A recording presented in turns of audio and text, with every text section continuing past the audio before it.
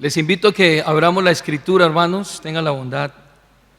En 2 de Corintios, capítulo 5, el versículo 21. Dice la escritura: al que no conoció pecado, por nosotros lo hizo pecado, para que nosotros fuésemos hechos justicia de Dios en él. Oremos. Soberano Señor, te damos gracias en esta mañana. Gracias por este momento maravilloso en donde nos reunimos para exponernos a tu palabra.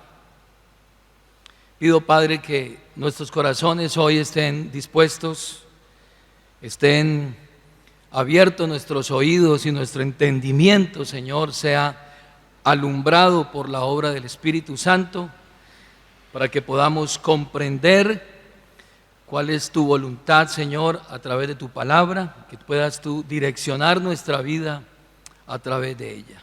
Lo pedimos en el nombre de Jesucristo. Amén.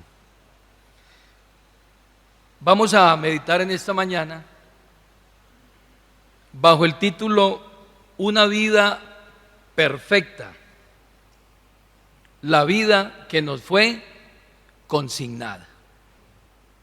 Nos encontramos aquí con un mensaje que Pablo escribe a través de su carta a los Corintios, y está hablando de la manera en que el ser humano puede reconciliarse con Dios. ¿A través de qué?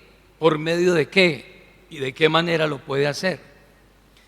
Él está hablando desde el versículo 11 hasta el versículo 21 acerca de la manera de cómo nosotros podemos llegar al Padre, reconciliarnos con Él por la obra de Cristo. Y en el verso 14, Pablo está maravillado del amor de Dios para con nosotros, del amor de Cristo, y exclama en el verso 14 y dice: porque el amor de Cristo nos constriñe, pensando esto, que si uno murió por todos, luego todos murieron.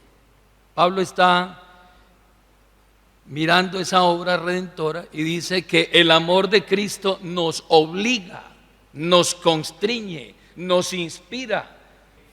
Es decir, que la muerte de Cristo suplió lo que nos tocaba a nosotros, la muerte.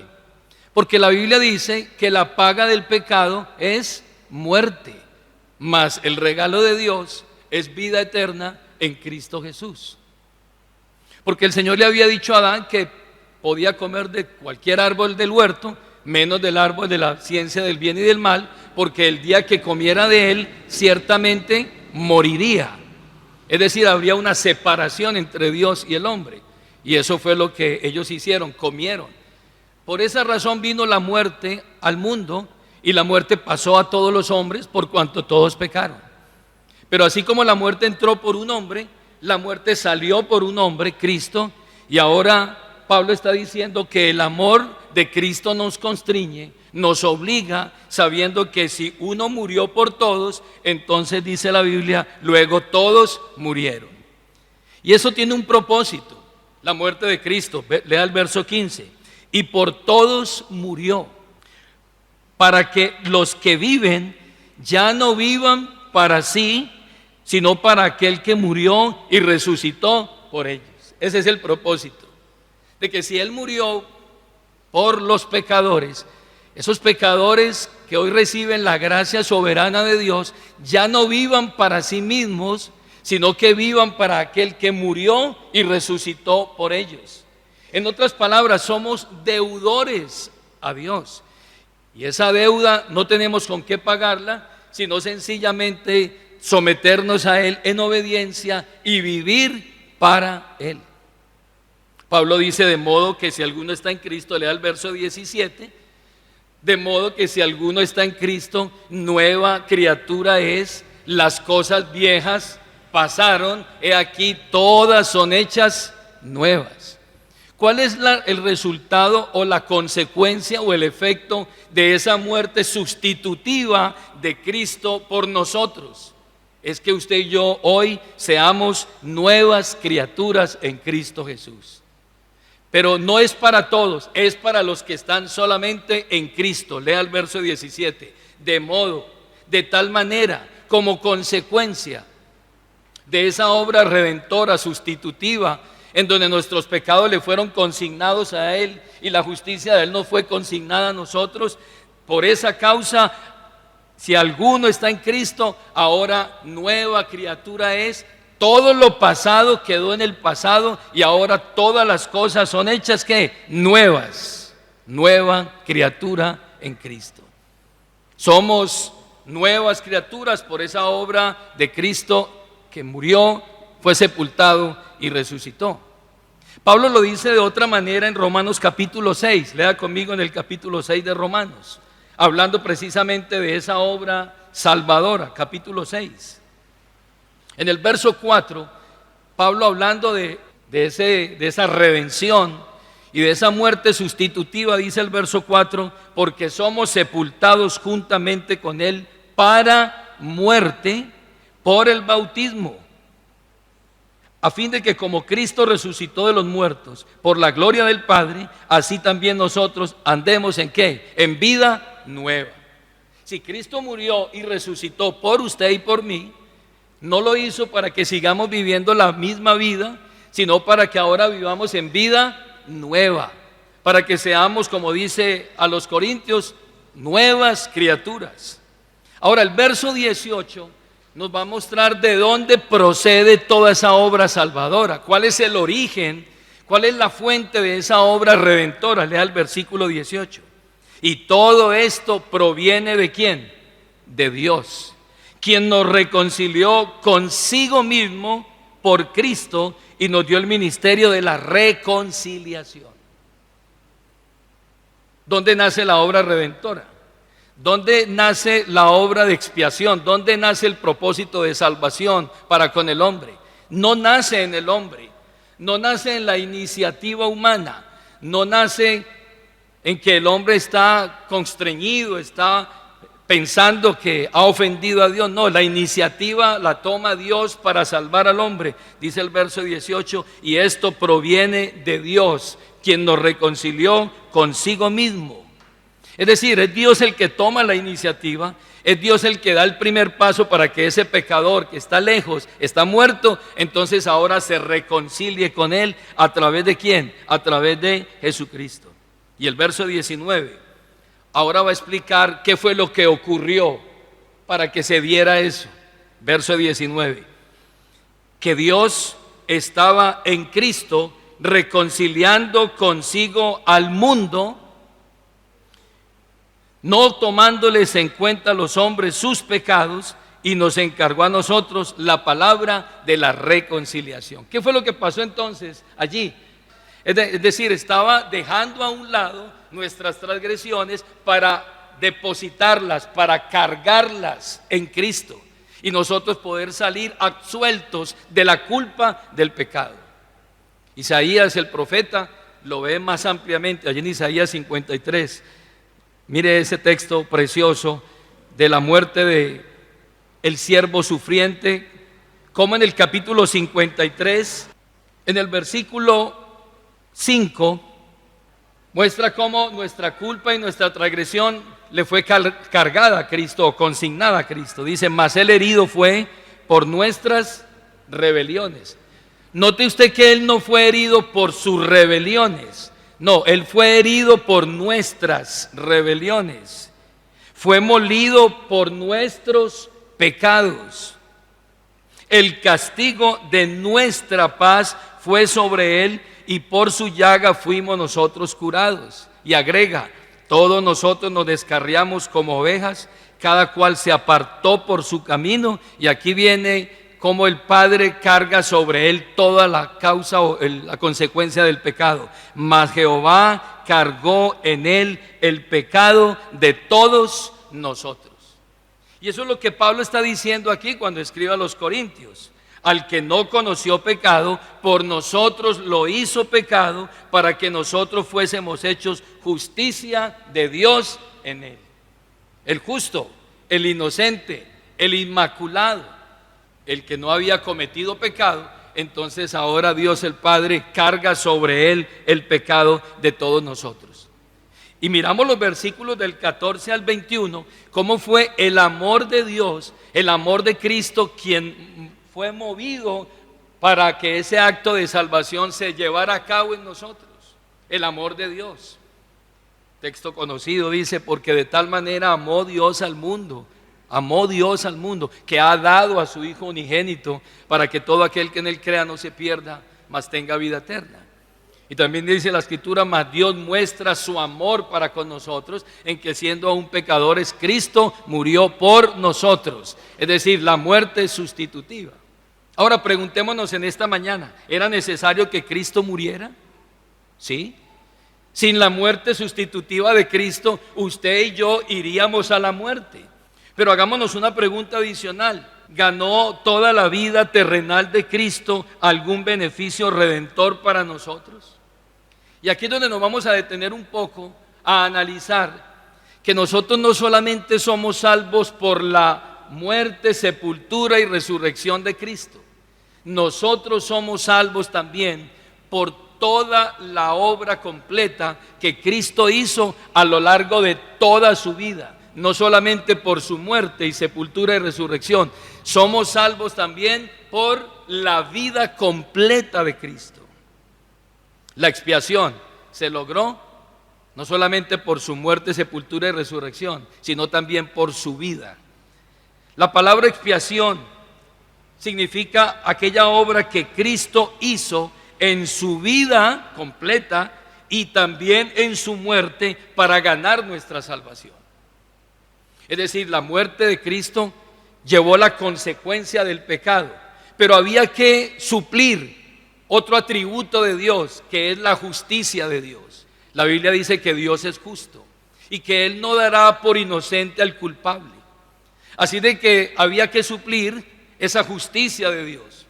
Dios fue movido por amor a enviar a su Hijo, y esa obra redentora hizo que nuestros pecados fueran borrados, que nuestros pecados fueran quitados, pero era necesario también suplir la justicia de Dios para con nosotros. Y esa justicia de Dios sería cubierta tanto por la muerte, sepultura y resurrección de Cristo, como también por la vida completa de Cristo.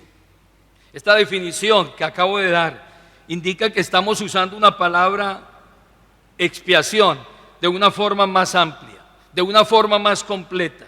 A veces se usa solamente la muerte de Cristo en la cruz para decir que Él pagó por nuestros pecados y nuestras culpas. Pero nosotros también necesitamos saber que los beneficios de la salvación también dependen de la vida de Cristo. Tenemos que incluir también la vida completa de Cristo para poder nosotros decir que tenemos una salvación completa.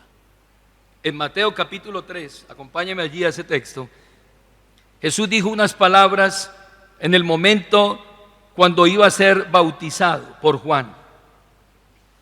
Ese cordero que vino, que Juan dijo, he aquí el cordero de Dios que quita el pecado del mundo, vino hasta el Jordán a Juan para ser bautizado. Usted y yo sabemos que las personas iban al bautismo confesando sus pecados y luego, como acto público, ellos procedían a bautizarse.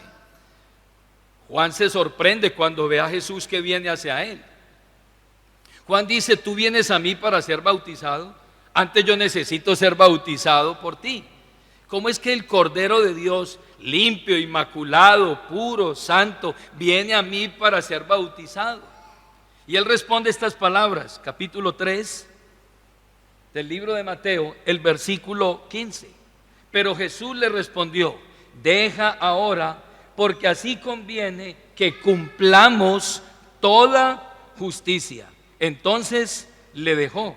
Y Jesús, después que fue bautizado, subió del agua, y aquí los cielos le fueron abiertos, y vio al Espíritu de Dios que descendía como paloma y venía sobre él.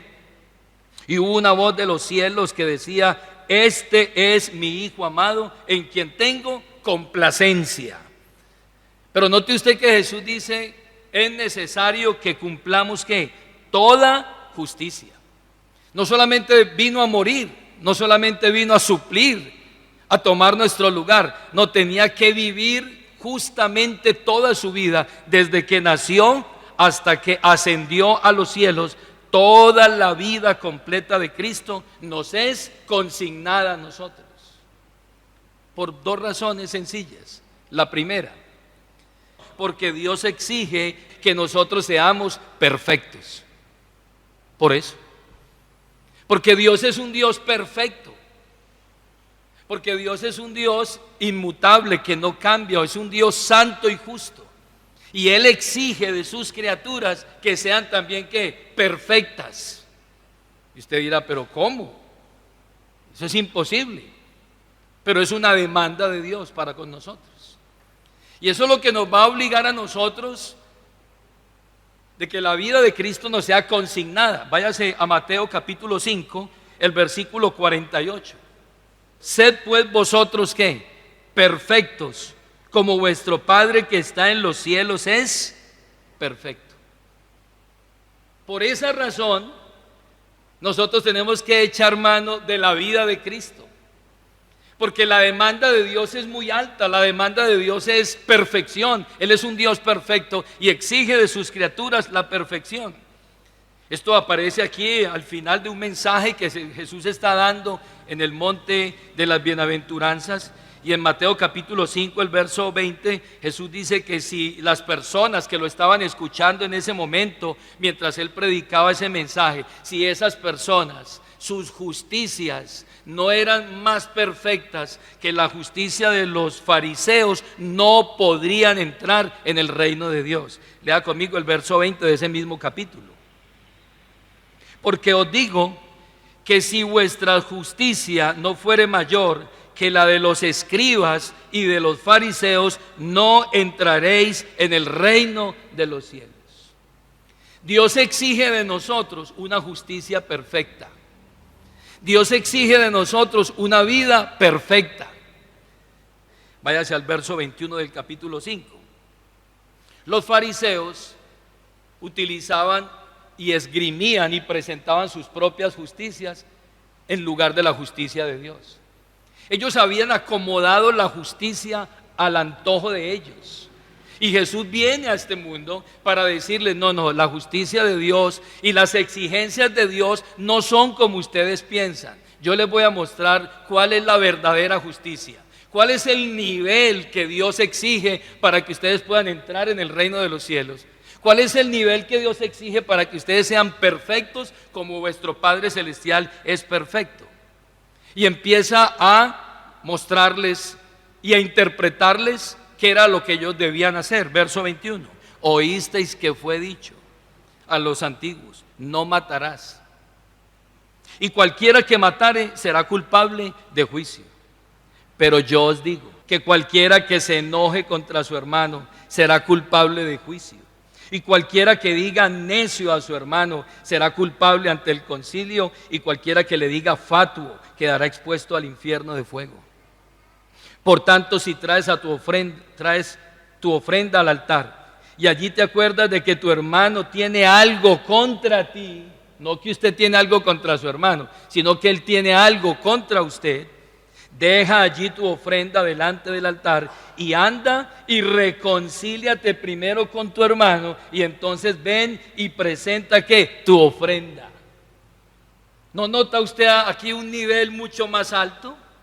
¿No nota usted que el legislador, Cristo, les está diciendo las justicias de ellos es así, pero la verdadera justicia es que si usted aún se llega a enojar con su hermano y hay una raíz de amargura en su corazón y usted está pensando ya mal contra alguien, ya ahí comienza la raíz, la base del homicidio, porque un homicidio no se da de la noche a la mañana.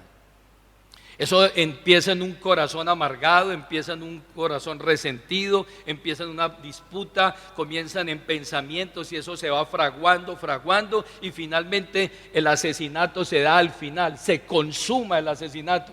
Pero eso nace en un corazón en donde hay celos amargos, iras, contiendas, disensiones, y allí se va fraguando. Ellos habían llevado la justicia solamente al acto, pero no miraban el corazón. Y usted y yo sabemos que Dios no mira solamente lo que tiene delante, sino que Dios mira ¿qué? El corazón, de donde nacen todas las maldades del hombre. En el versículo que continúa, verso 27, oíste que fue dicho, no cometerás adulterio. Escuche bien, esa era la justicia de los fariseos. Pero yo os digo que cualquiera que mira a una mujer para codiciarla, ya adulteró con ella en su corazón. Es que no es solamente el hecho carnal, no es eso, es donde nace. Esa es la verdadera justicia que Dios está mirando. Dice, pero yo digo que cualquiera que mira a una mujer para codiciarla ya adulteró con ella en su corazón. Por tanto, si tu ojo derecho te es ocasión de caer, sácalo y échalo de ti, pues mejor es que se pierda uno de tus miembros y no que todo tu cuerpo sea echado ¿en dónde? En el infierno. Y si tu mano derecha te es ocasión de caer, córtala y échala de ti, pues mejor es que se te pierda uno de tus miembros, sino que todo tu cuerpo sea echado en el infierno. Los fariseos habían llevado el adulterio solamente ¿a qué? A la relación. Pero Jesús dice, no, la verdadera justicia de Dios, ¿sabe dónde está? En el corazón. Cualquiera que mira a una mujer para codiciarla, ya adulteró con ella en su corazón. Siga leyendo. Verso 33, además habéis oído que fue dicho a los antiguos, no perjurarás, sino cumplirás al Señor tus juramentos. Pero yo os digo, no juréis en ninguna manera, ni por el cielo, ni por el trono de Dios, ni por la tierra, porque es el estrado de sus pies, ni por Jerusalén, porque es la ciudad del gran rey, ni por tu cabeza jurarás, porque no puedes hacer blanco o negro un solo cabello. Pero sea vuestro hablar sí, sí, no, no, porque lo que es de más de esto, de mal procede. Ustedes prometen muchas cosas, juran por todo, pero ustedes no cumplen. No lo hagan. Y finalmente en el verso 38 les va a mostrar más de la verdadera justicia de Dios. Oísteis que fue dicho ojo por ojo y diente por diente. El que te pega, pégale. El que te quita, quítale. El que te mata, mátelo. Así era, ojo por ojo. Y ese fue el pensamiento de los fariseos. Y ellos llegaron a tal punto de decir, si te ofende y te pide perdón, perdónalo. Y si vuelve y lo hace, vuelve y perdónalo. Y si lo hace otra vez, vuelve y perdónalo. Pero si lo hace otra vez, no lo perdones. Los fariseos autorizaban perdonar a la gente hasta 4 veces. Por eso cuando Pedro le preguntó a Jesús cuántas veces debía perdonar, Pedro le dijo, Señor, ¿hasta 7 veces? Fue un poquito más generoso. O sea, Pedro dijo, bueno, los fariseos dicen 4, yo digo 7, a ver si me va mejor. Pero Jesús le dijo, no hasta 7, hasta 70 veces 7. Esa es la justicia de Dios. Y siga leyendo. No resistáis al que es malo, antes a cualquiera que te hiera en la mejilla derecha, vuélvele también la otra. Y al que quiera ponerte a pleito y quitarte la túnica, deja también la capa. Y a cualquiera que te obligue a llevar carga por 1 milla, ve con él 2. Al que te pida, dale, y al que quiera tomar de ti prestado, no se lo rehuses. Oíste que fue dicho, amarás a tu prójimo y aborrecerás a tu enemigo. Aborrécelo.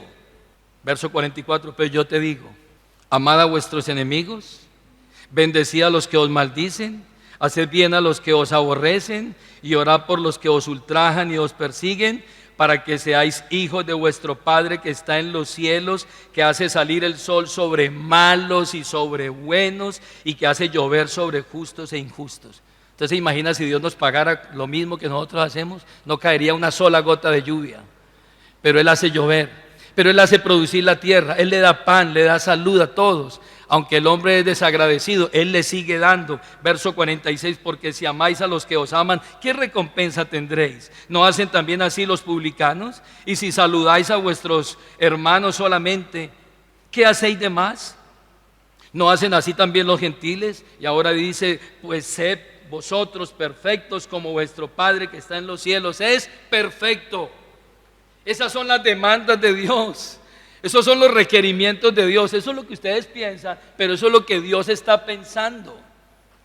Y entonces, obedecer la ley de Dios, Jesús les enseñó que iba más allá de abstenerse de matar, iba más allá de cometer adulterio, iba más allá de quebrantar los juramentos. También incluía no enojarse con el hermano, incluía no tener lujuria en el corazón y en la mente, incluía también no hacer falsos juramentos.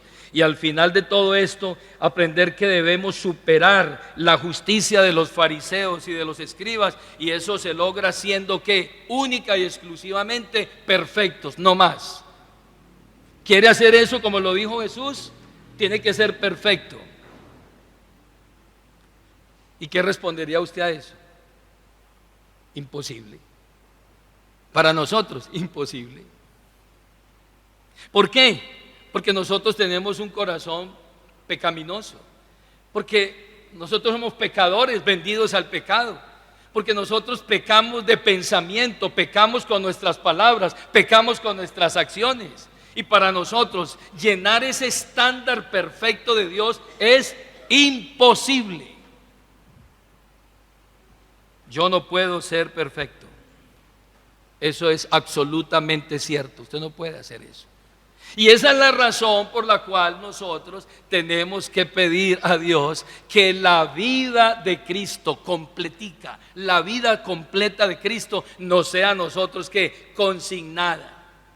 Porque si solamente nos limitáramos a que nuestros pecados fueran perdonados, si nos limitamos solamente a que nuestra culpa sea quitada, pero nuestra vida sigue siendo igual, nosotros no haríamos nada. Por eso los sacrificios del Antiguo Testamento no pudieron hacer perfectos a nadie, porque cuando el pecador traía la ofrenda, el corderito, el animal, la culpa le era quitada, pero el pecador seguía siendo pecador, seguía haciendo lo malo, y la vida de ese hombre seguía siendo desastrosa delante de la presencia de Dios. Y por eso la Biblia dice que ningún sacrificio antiguo testamentario hizo posible que el hombre fuera perfeccionado. Pero venido el Cordero de Dios que quita el pecado del mundo, no solamente nos es imputado su justicia, sino también Él toma nuestro lugar, y la vida completa de Cristo nos es consignada a nosotros. Y ahora Dios no ve nuestra vida, no ve nuestros actos, sino que ve la vida de Cristo representada en su obra completa. Pero hay una segunda razón por la cual la vida de Cristo le tiene que ser consignada a usted. Váyase a Mateo 22:37. Dice la Escritura, leamos desde el verso 34. Entonces los fariseos, oyendo que había hecho callar a los saduceos, se juntaron a una, y uno de ellos, intérprete de la ley, preguntó por tentarle: Maestro, ¿cuál es el gran mandamiento de la ley? Dinos cuál es el gran mandamiento. ¿Qué es lo que tenemos que hacer? ¿Cuáles son las demandas de Dios para nosotros? Porque un mandamiento es para cumplirlo.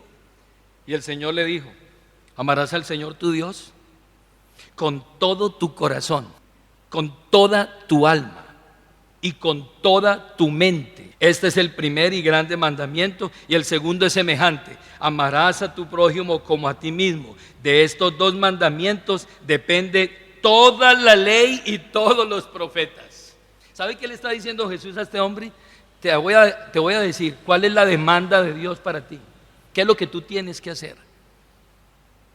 Sin duda, esto es un objetivo admirable, pero preguntémonos en esta mañana: ¿alguien alguna vez ha amado al Señor con todo su corazón? Aquí, en este auditorio. ¿Alguien aquí hoy ha amado al Señor con todo su corazón? ¿Lo hemos amado con toda nuestra alma? ¿Lo hemos amado con toda nuestra mente? Porque recitar ese texto así, sin meditar y analizar, es fácil, pero meditemos en esta mañana cada uno de nosotros. ¿Usted ha llegado a un nivel de amar a Dios con todo su corazón, con toda su alma, con toda su mente y con todas sus fuerzas? Es decir, usted y yo hemos llegado a amar a Dios con todo nuestro ser, con toda nuestra esencia, lo hemos amado a Él y hemos llegado a amar a nuestro vecino, a nuestro semejante, así como usted se ama a sí mismo, a su prójimo como a usted mismo. ¿Usted y yo lo hemos hecho? Respóndase usted mismo. No, no lo hemos hecho. Porque si lo hiciéramos, nunca habría algo que tome el lugar de Dios en mi vida. Porque si lo hiciéramos, Dios siempre tendría la preeminencia, tendría el primer lugar. Cuando uno ama, uno coloca a Dios de primero. Él es el primero y Él es el último, Él tiene la preeminencia. No hay pretextos, no hay excusas, no hay absolutamente nada. Pero hermanos, no llegamos a esos niveles. El Señor comprobó a través de la charla que tuvo con el joven rico, la conversación que tuvo con él, le comprobó al hombre caído que el hombre no ama a Dios por encima de todas las cosas. El joven rico le preguntó: maestro, ¿qué bien debo hacer para heredar la vida eterna? Y él le dijo: ¿los mandamientos guardas? Sí, todos, desde mi juventud, absolutamente todo. Honra a tu padre y a tu madre, y le citó la lista, y el Señor le dijo: perfecto, no hay problema. Entonces ve y vende todo lo que tienes, dáselo a los pobres y sígueme y tendrás tesoro conmigo en el cielo. Camina y me acompañas. ¿Y qué hizo el joven? Dice que agachó la cabeza, dio media vuelta y se fue. Ahí ese hombre estaba mostrando que no amaba a Dios sobre todas las cosas. No estaba Jesús hablando en contra de los ricos ni de las riquezas, no. Estaba hablando y mostrándole a él que su corazón estaba ¿dónde? En las riquezas. Y la Biblia dice: donde quiera que esté el tesoro, ahí estará tu corazón. ¿Dónde está tu tesoro hoy? ¿Dónde está tu corazón? ¿De qué habla usted? ¿En qué piensa usted? ¿Hacia qué cosas hace usted? Ese es su tesoro. Y donde quiera que esté el tesoro, ahí está su corazón. Si su tesoro es Dios, usted hablará de Él, pensará en Él, hablará de Él, compartirá con Él y trabajará para Él. Así de que Jesús lo hizo evidente cuando presentó la incapacidad humana al hablar con el joven rico, y mostró que nosotros no amamos a nuestro prójimo como a nosotros mismos cuando habló de la parábola del buen samaritano. Lo cierto es que nuestra cuenta y nuestros propios esfuerzos aquí no cuentan. No podemos ser perfectos como nuestro Padre Celestial es perfecto, no podemos. Nuestro estándar no llega hasta allá. Pero tampoco amamos a Dios con todo nuestro corazón. Esa es la verdad. No amamos a Dios con toda nuestra mente, con todas nuestras fuerzas. No amamos a nuestro prójimo como a nosotros mismos por causa de nuestro pecado, de nuestra naturaleza caída. Y no nos queda otra opción, oído, no nos queda otra opción, sino que la vida del inocente, del justo, del cordero, no sea que imputada a nosotros, para que Dios no nos siga viendo con la vida que nosotros tenemos, sino que vea la vida del santo y del justo que ha sido consignada en nosotros. El apóstol Pablo escribe, Romanos 3:21 al verso 22: pero ahora, aparte de la ley, se ha manifestado la justicia de Dios, testificada por la ley y por los profetas, la justicia de Dios por medio de la fe en Jesucristo. La única justicia que vale aquí ya, la única justicia que vale aquí, no son las justicias humanas como la de los fariseos, que decían una cosa y hacían otra. Las justicias humanas que quieren llenar la expectativa de Dios y no pueden. No, la única justicia perfecta es la justicia de Cristo. Y mediante nuestra fe en Cristo recibimos la justicia de Dios, y esto se llama ¿qué? Imputación, justicia imputada o consignada a nosotros. Toda la vida de Cristo nos es consignada a nosotros. Vuelva a leer 2 Corintios 5:21. Entonces va a entender mejor lo que estoy diciendo. Al que no conoció pecado, por nosotros lo hizo pecado, para que nosotros, oído a esto, nosotros fuésemos hechos, no éramos, por eso dice aquí, fuéramos hechos, porque no éramos, justicia de Dios en Él. Entonces note usted aquí el intercambio en este versículo. Al que no conoció pecado, por nosotros lo hizo pecado. Él no cometió pecado, pero Dios depositó en Él la consecuencia de todo el pecado y lo hizo, lo cargó de pecado. Y en nosotros que no éramos justos, entonces nos hizo justos delante de Él por la obra de Cristo. Entonces ahora, cuando el Padre nos ve, no ve nuestras justicias, no ve nuestras obras. Ahora, eso no quiere decir que porque estamos bajo la cubierta de Cristo, entonces comamos y bebamos, que mañana moriremos y vamos a hacer lo que queramos y eso es un pasaporte para seguir viviendo mal. No.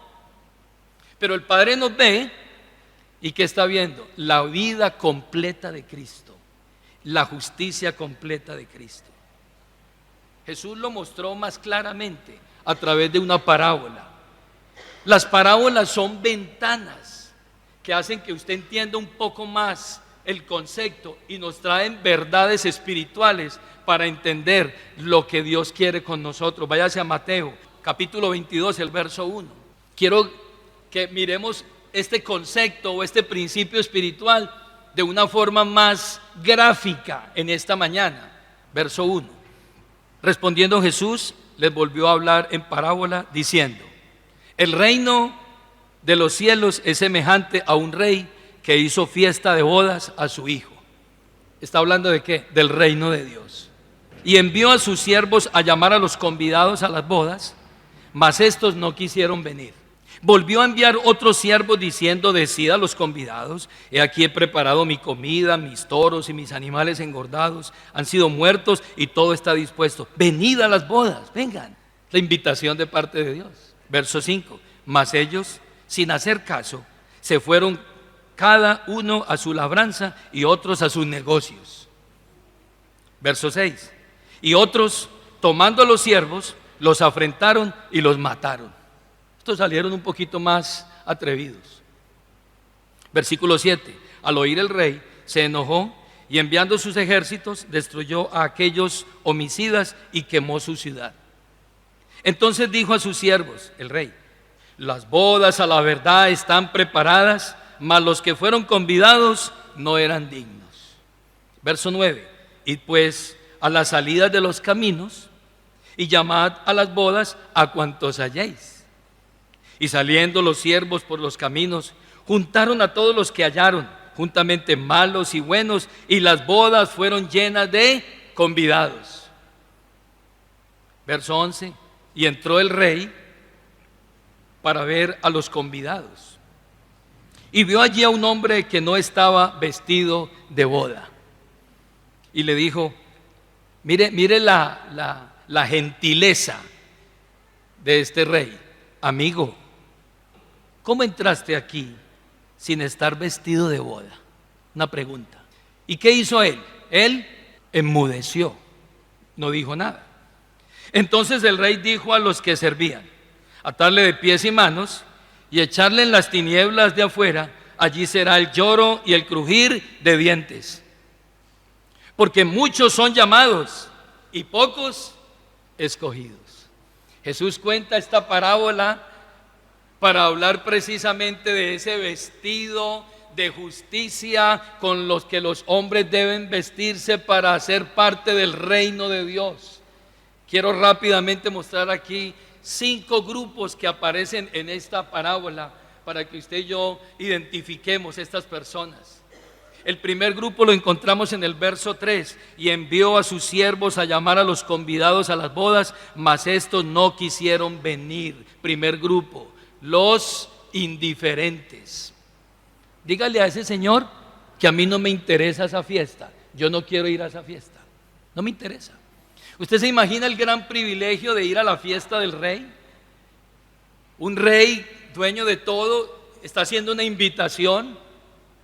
Yo creo que muchos de los que estamos aquí hemos en algún momento anhelado una reunión espléndida, maravillosa, y se dio la oportunidad y ahora el rey está invitando a esa fiesta, pero hay un grupo, los indiferentes, que dicen: no, dígales que no vamos a ir.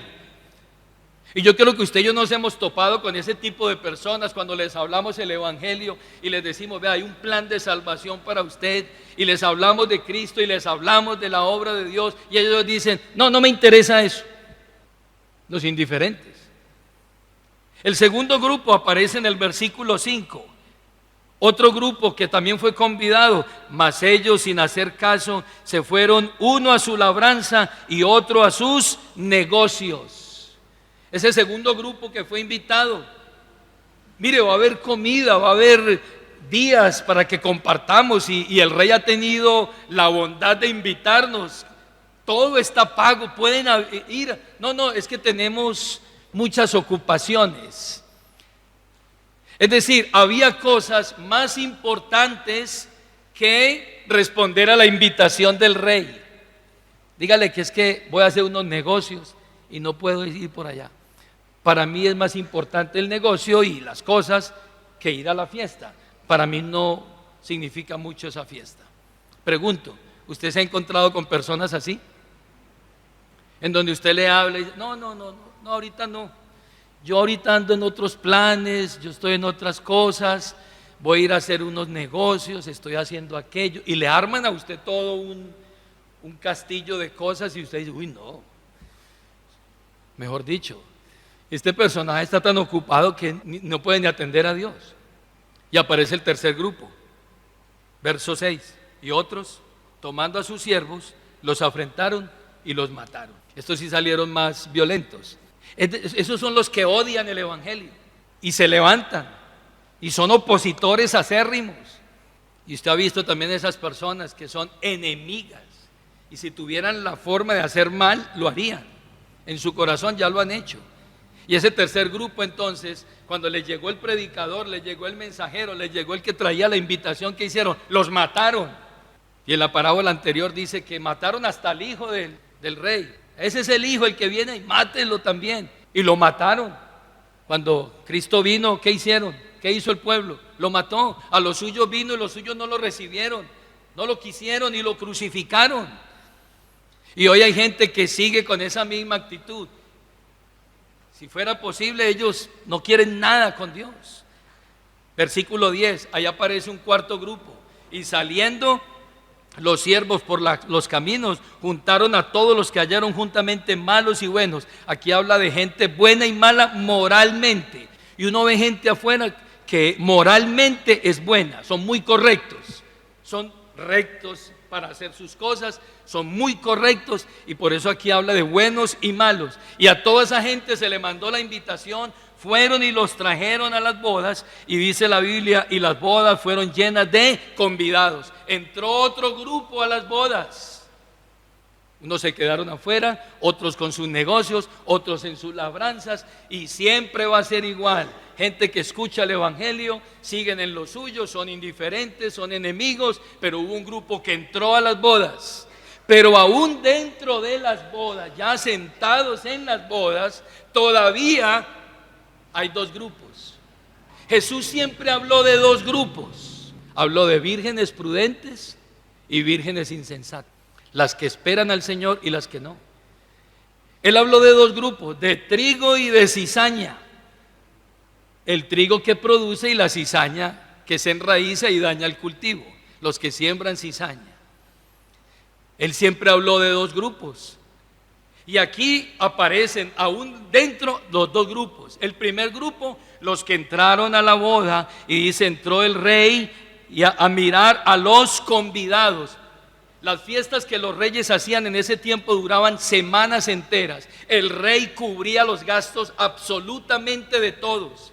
Y como esa fiesta convocó a gente que estaba en la calle, de pronto labriegos, gente que estaba sucia, que estaba mal trajada, el rey dijo, yo les doy ropa a todos, todo el vestido y todo, yo se los doy. ¿Para qué? Para que no haya excusa, porque alguien pudo haber dicho, no, es que voy a ir a esa fiesta del rey y yo no tengo vestido para ir. ¿Usted qué es lo primero que piensa cuando le invitan a una fiesta? ¿Y yo qué me pongo? Y si la tarjeta dice vestido formal, usted dice, no, ¿y ahora yo qué voy a hacer? Yo no tengo ese vestido.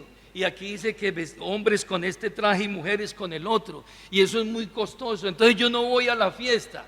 No, entonces el rey dice, para que no haya excusas, entonces todos los convidados yo les doy el vestido para que entren, para que no haya ¿qué? Excusa. Muchos entraron a la fiesta, se pusieron sus vestidos, la fiesta se llenó, todos están en la convocatoria. De repente entra el rey al salón principal, los invitados están allí compartiendo y él empieza a mirar a cada uno de los convidados a la fiesta y empieza a ver simetría en los vestidos que hay en los convidados y en los asistentes, pero de repente ve a alguien que no tiene el vestido y le pregunta: amigo, primero, el Señor le extendió también la invitación a esa persona y le pregunta: amigo, ¿cómo entraste aquí?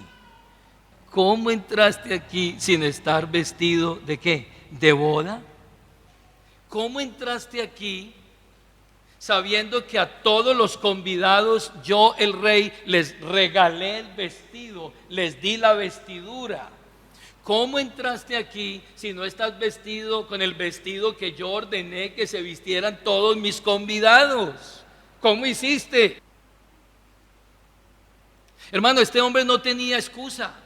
Este hombre tranquilamente pudo haberse vestido como todos los que estaban en la fiesta y seguir el parámetro que el rey había designado por orden y soberanía de él, que se pusiera el vestido para estar en ese lugar. El rey había vestido a todos sus convidados. Esa vestidura es la vestidura que Dios da al hombre, no sus propios vestidos, sus vestidos de harapo, de justicias personales, que dice Isaías que nuestras justicias personales son como trapos de inmundicia delante de Dios. Las justicias que el hombre presenta a Dios, los actos, las obras y todas las justicias del hombre, Dios las mira como harapos y nos quita esas ropas y nos viste ¿de quién? De Cristo. Pablo dice: todos los que hemos sido bautizados en Cristo, de Cristo están ¿qué? Revestidos. Nosotros tenemos un manto, una cubierta, pero no es nuestra justicia, es la justicia de Cristo, y esa es la justicia que Dios le da al hombre para que se vista. ¿Qué le respondió el hombre? No hay respuesta. ¿Por qué no hay respuesta? Porque el vestido era gratuito, porque el vestido estaba a la mano. ¿Por qué no hay respuesta? Créame que si ese hombre hubiera tenido una respuesta, ahí hubiera salido en las escrituras. Jesús habría dicho, él respondió así. Pero ¿sabe por qué se quedó callado? Porque él sabía que no tenía excusa. El mundo hoy no tiene excusa. La Biblia dice: porque de tal manera amó Dios al mundo que ha dado a su Hijo unigénito, para que todo aquel que en él crea no se pierda, mas tenga vida eterna. El mundo no tiene excusa hoy, porque ellos saben que hace 2000 años Dios Hijo se hizo hombre, se puso una cubierta de carne y vino y participó de lo mismo. Vivió una vida perfecta para que esa vida perfecta nos sea consignada a nosotros y usted y yo podamos entrar en el reino de Dios, sentarnos con el vestido de Cristo y participar de la fiesta. A ese hombre le pudo más el orgullo, le pudo más la soberbia, le pudo más su altivez, le pudo más sus justicias personales. En Romanos capítulo 10, el versículo 1. ¿De quién está hablando aquí? ¿Quién fue ese personaje? ¿Quién fue ese personaje que finalmente lo sacan de la fiesta y lo echan en las tinieblas de afuera, donde es el llanto y el crujir de dientes? ¿Quiénes eran esos? ¿Y quiénes siguen siendo esos que serán sacados de la fiesta? Lea el versículo 1 del capítulo 10. Hermanos, ciertamente el anhelo de mi corazón y mi oración a Dios por Israel es para salvación, porque yo les doy testimonio de que tienen celo de Dios, pero no conforme a ciencia, porque ignorando la justicia de Dios y procurando establecer la suya propia, no se sujetan a la justicia de Dios. ¿Sabe qué decían ellos? No, así como nosotros somos, Así nos tiene que aceptar Dios. Y hoy la gente dice lo mismo. No, yo con mi religión me salvo. No, yo así como soy, Dios me acepta. Mis justicias, mis obras, mis hechos. ¿Y qué hicieron los judíos? Dice aquí, ellos impusieron la justicia de ellos, pero no la justicia de Dios. Procurando establecer la suya propia, no se sujetan a la justicia de Dios. Verso 4, porque el fin de la ley es Cristo, para justicia a todo aquel que crea. Porque de la justicia que es por la ley, Moisés escribe así: el hombre que haga estas cosas vivirá por ellas. Pero la justicia que es por la fe dice así: no digas en tu corazón quién subirá al cielo, esto es para traer abajo a Cristo, o quién descenderá al abismo, esto es para hacer subir a Cristo de entre los muertos. Mas ¿qué dice? Acerca de ti está la palabra en tu boca y en tu corazón. Esta es la palabra de fe que predicamos, que si confesares con tu boca que Jesús es el Señor y creyeres en tu corazón que Dios le levantó de los muertos, serás salvo. ¿Quiere ser salvo? ¿Quiere entrar a la fiesta? ¿A las bodas? ¿Al reino? Entonces deje sus justicias a un lado, deje sus obras a un lado, deje sus acciones a un lado y diga: yo me he visto con la justicia de Dios que es Cristo, y entre. Pero si usted quiere imponer su propia justicia, finalmente quedará afuera. La forma de hacerlo, verso 9, que si confesares hoy con tu boca que Jesús es el Señor y lo creyeres en tu corazón que Dios le levantó de los muertos, serás salvo. Verso 10, porque con el corazón se cree para justicia. Mire que seguimos hablando de lo mismo, de justicia, pero con la boca se confiesa para salvación. Pues la Escritura dice: todo aquel que en él creyere no será avergonzado. ¿Sabe qué pasó con ese hombre que sacaron de la fiesta? Se fue a la vergüenza y a la confusión eterna. ¿Y sabe qué pasó con los que se vistieron con la justicia del Rey? Quedaron en la fiesta. Hoy, hermanos, sigue siendo igual, y hoy el vestido de Dios sigue disponible para un pecador que quiera dejar sus justicias a un lado y vestirse con la justicia de Dios. Y un creyente que hoy se haya vestido con la justicia de Dios, que es Cristo, usted pueda decir: Señor, gracias por este vestido. No tenía con qué pagar, no tenía mi justicia, no me alcanzaban, pero tú me vestiste con la justicia de Dios. Estemos en pie en esta mañana. Vamos a dar gracias a Él. Puede que alguien haya venido aquí apoyado en su justicia.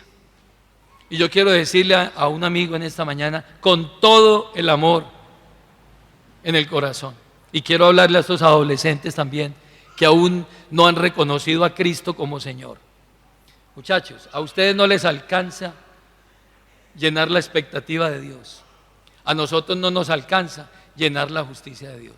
Pero hubo uno, el justo, Cristo, que suplió toda la justicia de Dios, y hoy ese vestido está disponible para nosotros. Si usted quiere hoy por la fe, puede reconocer a Cristo como Señor y Salvador y soberano de su vida y ser aceptado por Dios por medio de la obra de Cristo. Oremos en esta mañana. Padre, te damos gracias en esta hora. Señor, hoy reconocemos que somos pecadores, que nuestras justicias no cubren, no llenan el estándar tuyo, porque tú eres un Dios perfecto y nosotros somos imperfectos, porque tú eres un Dios diáfano, puro, limpio, y nosotros somos pecadores. Nuestras palabras están cargadas muchas veces de pecado, aún nuestros pensamientos son pecaminosos, pero tú proveíste un cordero sin mancha, sin contaminación, sin arruga, el justo por los injustos, para restaurar nuestra relación contigo. Permite hoy, Señor, que un pecador, un hombre, una mujer, reconozca que sus justicias no alcanzan para ser justificado ante ti, Padre Celestial, y que la única forma de poder satisfacer esa justicia es a través de Jesucristo. Que no hay una religión, no hay una filosofía, no hay unas obras, unos hechos, no hay unos sacrificios que puedan suplir esa obra que hace 2000 años se llevó a cabo para tomar nuestro lugar. Y nosotros como creyentes hoy te damos gracias por ese vestido que has puesto en nosotros. Porque cada uno de los que estamos aquí hoy está vestido de Cristo. Porque seguimos fallando, seguimos pecando. Pero tu palabra dice que tú has provisto un abogado, a Cristo. Es el abogado que hace que nuestros pecados sean borrados. Tú intercedes, Cristo, a través de la obra que hiciste ante el Padre para que seamos perdonados. Señor, que hoy podamos gozarnos en esta salvación maravillosa y que mantengamos gratitud en nuestros corazones por la obra de Cristo en la cruz. Porque esa vida nos fue imputada, esa justicia nos fue consignada y nuestros pecados le fueron consignados a Él, y por eso hoy nosotros somos salvos por la obra de Cristo. Lo pedimos en el nombre de tu amado Hijo Jesucristo. Amén. Siéntese, por favor, tenga la bondad.